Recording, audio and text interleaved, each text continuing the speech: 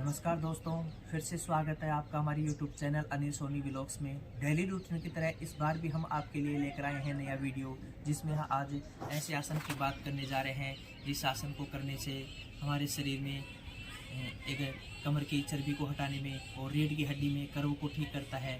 तो ये आसन है, हम जिस आसन की बात कर रहे हैं वो आसन है पर्वतासन।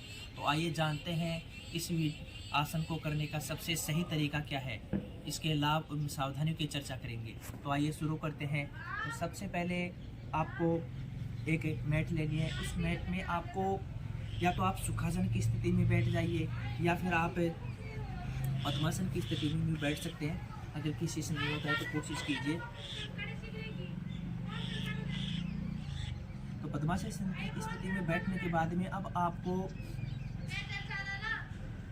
गहरी सांस लेते हुए धीरे धीरे अपने दोनों हाथों को ऊपर उठाना है। अब आपको दोनों हाथों को लॉक करके अपने हाथों को आसमान की तरफ ऊपर की तरफ कर देना है। बिल्कुल सावधान की स्थिति में गर्दन आपकी बिल्कुल सीधी, कमर आपकी सीधी और हाथों में लॉक और हथेलियां ऊपर की तरफ हो। बिल्कुल सावधान की स्थिति में और पूरे शरीर को आपको ऊपर की तरफ खींचना है। जितना हो सके आपको उतना खींचना है। अगर किसी को गर्दन में कोई किसी प्रकार की दर्द है तो वो ज़्यादा उसको जोर नहीं देना है गर्दन पे।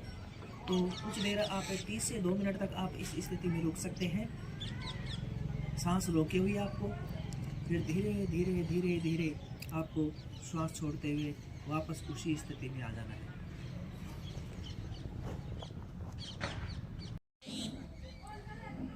तो आइए पर्वतासन के मुख्य लाभों की बात करते हैं। तो पर्वतासन का सबसे मुख्य लाभ यह है कि यह हमारी रीढ़ की हड्डी में कर्व को ठीक करता है। हमारे इस आसन को करने से हमारा मन शांत होता है और पाचन जैसी समस्याएं होती हैं उनमें भी सुधार आता है। अगर किसी के कंधों में किसी प्रकार का कोई झुकाव हो, जिनमें किसी के कंधे ऐसे झुके हुए होते हैं या फिर कंधों की साइज चौड़ाई अगर कम होती है, तो उस आसन को करने से उनके कंधे मजबूत होते हैं और कंधों में अगर किसी प्रकार का कोई झुकाव होता है तो वो भी ठीक होता है। और अगर किसी के कमर में ज़्यादा मोटापा बढ़ गया है तो उस कमर के आसपास के मोटापे को भी कम करने में मदद करता है।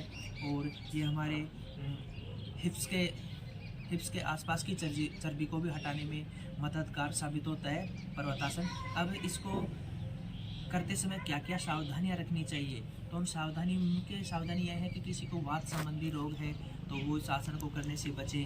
अगर किसी को कंधों में कोई दर्द है या फिर घुटनों में किसी प्रकार का कोई दर्द है, वो भी इस आसन को करने से बचें। अगर किसी को हाई बीपी की समस्या है तो वो भी इस आसन को करने से बचें। दिल से संबंधित बीमारियां होती हैं, वो भी इस आसन को करने से बचें। अगर किसी को किसी प्रकार का कोई टेंशन है या मानसिक अगर ज़्यादा तनाव है तो वो भी इस आसन को नहीं करें। तो इसमें मैंने मुख्य लाभ मुख्य इसकी सावधानियां बताई हैं। तो इसकी सावधानियों में एक ये भी आता है कि अगर किसी को बहुत ज़्यादा मेरुदंड या फिर ये कमर जिसको अपन रीढ़ की हड्डी को मेरुदंड बोलते हैं, अगर इसमें सबसे ज़्यादा अगर बहुत ज़्यादा प्रॉब्लम है तो इस आसन को करने से बचें। तो कैसा लगा मेरा ये वीडियो? अगर मेरा वीडियो आपको अच्छा लगा है तो मेरी वीडियो को लाइक करें, कमेंट करें, शेयर करें और मेरे YouTube चैनल को ज़्यादा से ज़्यादा सब्सक्राइब करें। जय हिंद, जय भारत।